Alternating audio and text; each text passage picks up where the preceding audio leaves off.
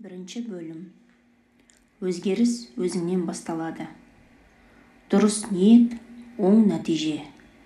Кез келген істі Алланың атымен бастап, Алла разылығы үшін деген ниетпен әрекет етсе, ол істің берекесі көп болады.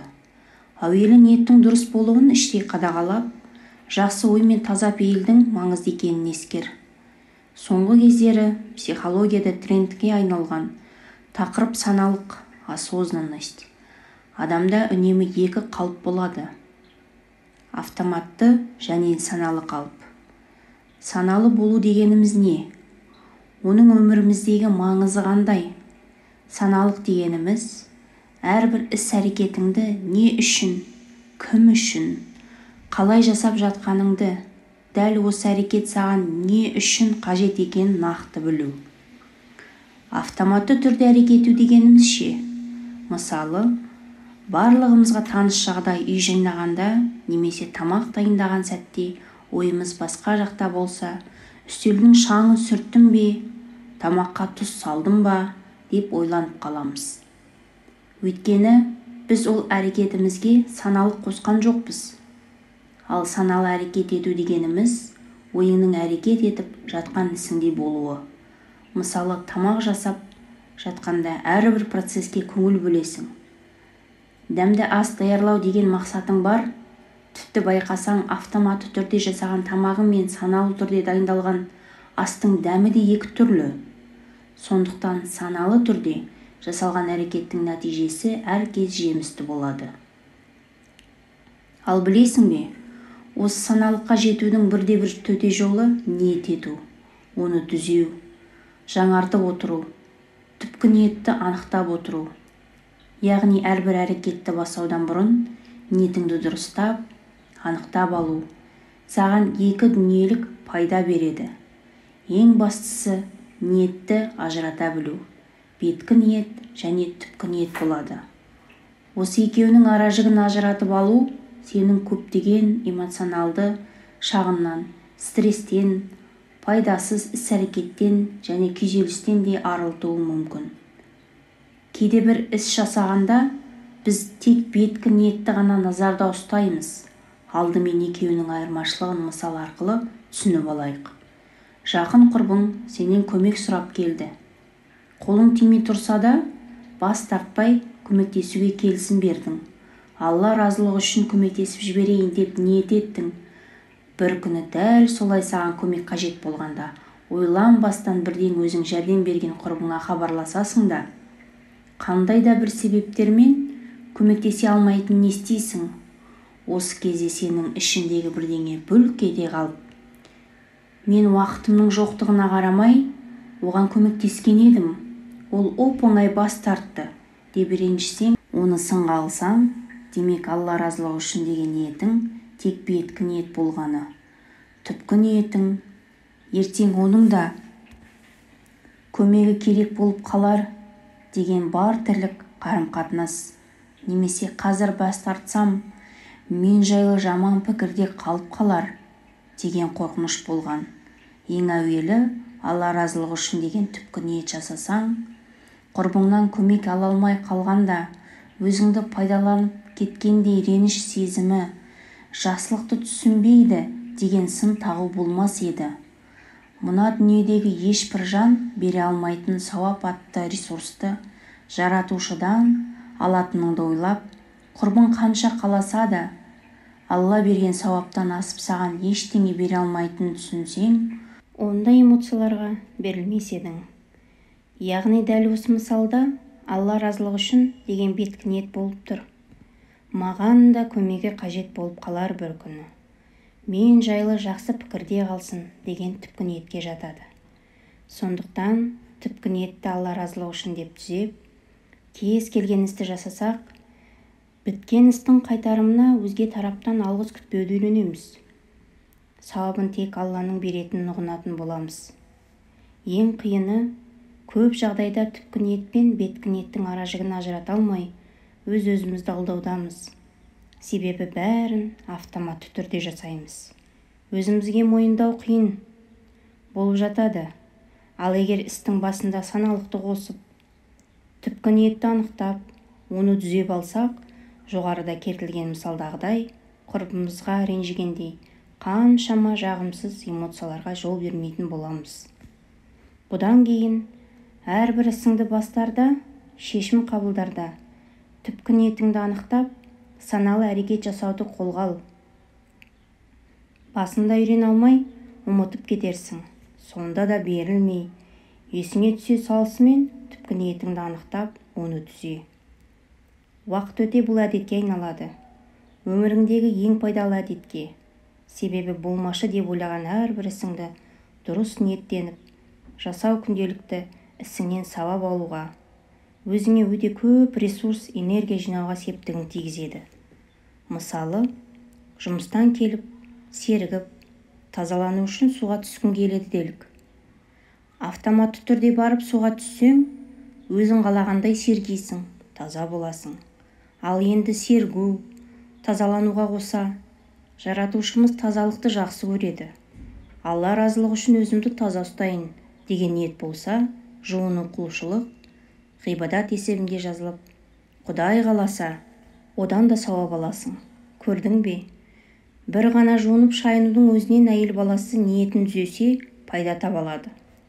Көп жағдайда декретте, үйде отырған келіншектер күн сайын бір сарында қайталана беретін жұмыстан жалығып, күйзеліске түсіп кетуі мүмкін. Не себепті? Өйткені сол істің бізге қаншалықты пайдалы екенін білмей, өзімізді түк бітірмей жүрген жандай сезінеміз. Күнделікті қаншама сауап пен ресурс алуға болатын ісімізді бітпейтін күйбен тіршілікпен қабылдаймыз. Жасап жүрген ісіміздің біз үшін қандай пайдасы барын білмей, бала, күйеу, ата-ананың көңілінен шығу, автоматты күйде жүргендіктен көп ресурс жоғалтып, энергиямыз сарқылады. Себебі, күнделікті жасайтын үй шаруасы, балаларды тамақтандыру, ас даярлау, барлық әрекеттерді жасаудағы түпкі ниет анықталмаған. Немесе түпкі ниетіміз дұрыс болмай, күйеуім келгенде мақтасын, ата-енем жаман келін демесін деген сынды ой қалыптасуы мүмкін.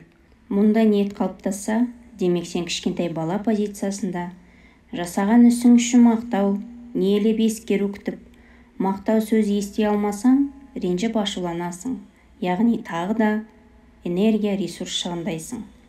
Саналықты қоссақ, ересек адам позициясынан әрекет етіп, күнделікті жасап жүрген ісіңді ниетіңмен реттесең, оларды жасау әлде қайда оңай бола түседі. Ресурс қайналады. Қалай? Күнде тамақ даярлау алдында, Алла осы тамақты отбасы мүшелеріне сіңімді ет, шипа дарыт. Мұсылмандарды тамақтандырған адамның сауабын бер маған деп ниет етсең, ниетіңе қарай сол тамағың отбасы үшін берекелі, Құдай қаласа шипада болады. Үй тазалығын жасарда да ниет етіп, үйіңнің таза болғаны сен үшін қандай пайдасы барын ойлап, жаратушым үйімді сенің разылығың үшін тазартуға ниет еттім. Маған қағбаны тазартқандай сауап бергейсің деп іске кірісіңіз. Балаға қарауда да ниетті дұрыстау арқылы қаншама ресурсқа кенелуге болады. Аманат етіп берілген балаға қамқорлық танытып, мейірім беру де қаншама сауапқа кенелетінін түсінгенде, жасауың керек ісіңнің барлығын ойлана түседі. Күнделікті қайталанатын шаруалардан шаршамайсың. Олардың құндылығын түсініп, түк бітірмегендей сезінбейсің. Өзің үшін қандай пайдасы барын, ешкім бере алмайтын сый сауап алғаныңды түсінгенде, сендегі ресурс толға түседі. Себебі әдетте сен физикалық тұрғыдан шаршамайсың. Мидың жасап жатқан ісінің құндылығын білмей, оны жасауға қарсылық танытып, іштей күрес жүргендіктен, әдеттегіден өте көп энергия шығындап, болдырып қаласың. Шаршаудың себебі осында. Түпкі ниетті анықтау, саналықты қосып, дененің физикалық жасайтын әрекетіңнің маңыздылығын миға жеткізу арқылы ресурсқа толығып, энергияңды үнемдеп, негативті эмоциялардан сақтануға жол ашады. Алла қаласа. Бүгіннен бастап әр ісіңді ниет етіп, тақырып басында айтылғандай Алла разылығы үшін амал етсең, ешбір жерден сатып ала алмайтын қаншама сауапқа кенелесің. Жүйкең де орныңа түсіп, әр күніңнің қадірін ұғынасың. Ниет туралы алған ақпаратыңды дәл қазір іске асырып, кітап беттерінде ұсынылған ақпараттар мен кеңестерден, тапсырмалардан кемшілік іздемей, Алла разылығы үшін білімді толықтыру, оған амал ету, күнделікті өміріме пайдалану арқылы жаңа деңгейге көтерілейін деген мақсатта оқып шығайын деп ниеттенсең, тек білім алып қана қоймай, осы кітапты оқуға кеткен уақытымызда Құдай алдында құлшылық есебінде жазылуға ғажап емес. Осы секілді әрбір әрекеттен Аллаға тапсырып, кез келген істен жақсылық, қайыр көре білген адамның өмірі жеңілдейді. Позитивті ой, құнарлы білімнің тез сіңуіне көмегін береді. Ішіңнен, мен бұл кітаптан пайдалы білім аламын, өзіме уәде беремін деген сөзді жиі қайталап қой. Өйткені өз-өзіңмен келісімге келген сәтті ми біреуге уәде беріп жатыр деп қабылдайды. Ми өзіне қажетті бұл сигналдан тапсырма алып жатқандығын сезінеді. Ендеше ниетімізді дұрыстап, өзімізге уәде беріп болсақ, кітапты оқуды жалғастырайық.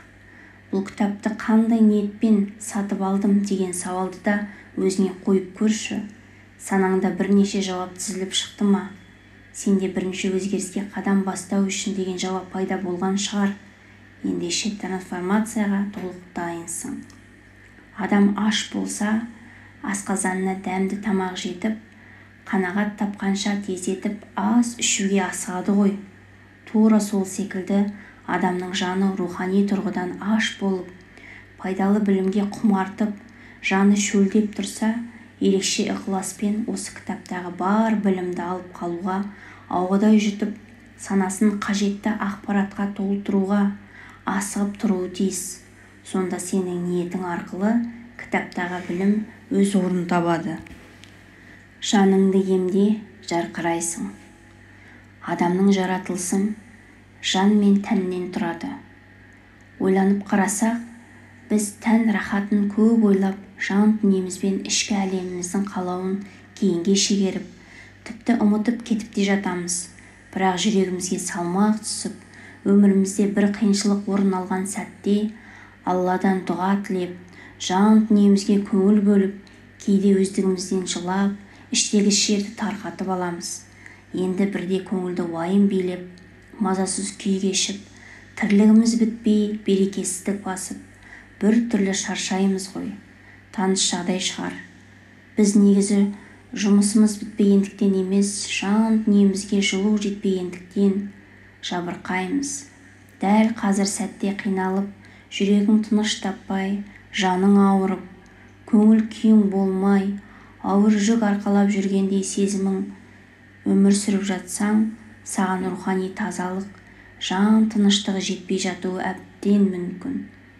Тәніміз қаншалықты су ішуге, тамаққа, түрлі нәпсінің жетегіндегі өткінші нәрсеге ашығып тұратын болса, жанымызда сондай деңгейде бізден көмек сұрап, Алламен жиі байланыс орнатуымызды өтініп, рухани әлеміміз шөлдеп тұрады. Сенің эмоционалды күйің тәніңнің саулығымен қатар, жаныңның рухани аш немесе тоқ екені тікелей байланысты. Тәнімізді ғана тойдырмай, жанымызда рухани қоректендіруіміз керек. Жан дүниемізді қалай қоректендіреміз? Құран кәрімде естеріңде болсын, Алланы еске алумен ғана жүректер тыныш табады деп баян етілген Рағд сүресі. Біз жаратқан иемізді ұмытып қалдырған сәтте, немесе аз еске алып жүрсек, рухымыз ашығады. Құран, намаз, садақа, адамдарға жақсылық жасау, Алла туралы көбірек ойлау, сөйлесек те тек жақсы сөздер айту секілді игі амалдар біздің рухымызды қалпына келтіреді. Ал рухымыз қатты ашыққан кезде ақпараттың дұрыс-бұрыстығын саралай алмай, кез келгенін қабылдауда ықтимал. Құдды бір иммунитетті әлсіреген организмнің ауру сырқауға бейім келетіні секілді.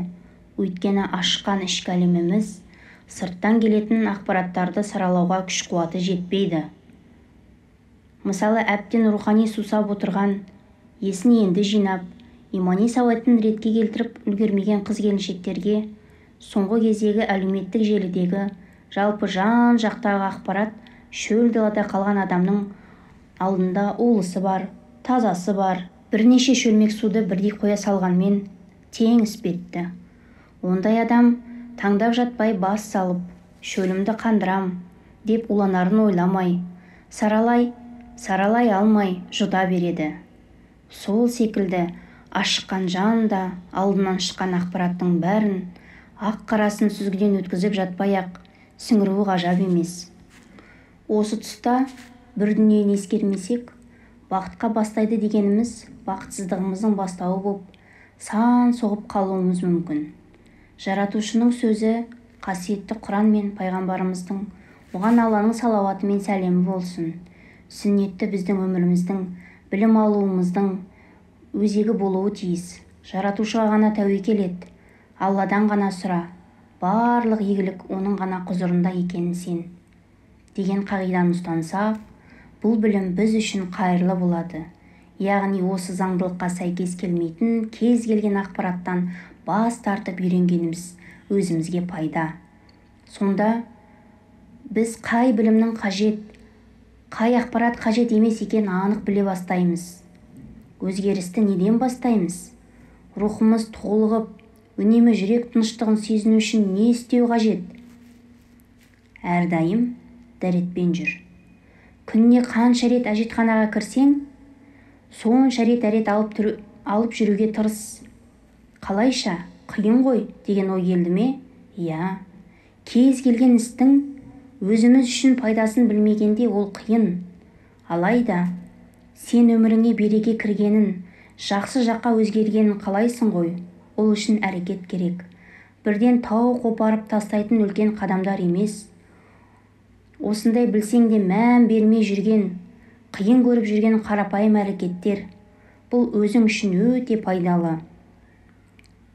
Бірінші түптің түбінде Алланың разылығына жетуді көздесең, сондай-ақ Алланы әрдайым еске алмайынша, көбірек дұға жасамайынша, бізге берген тағдырына мойынсұнып, дұрыс шешім қабылдау жолдарын үйренбейінше, өміріміздегі кейбір мәселелер өз арасына түспеуі ықтимал. Дәретпен жүрген адамның дұғасы қабылу мүмкіндігі жоғары.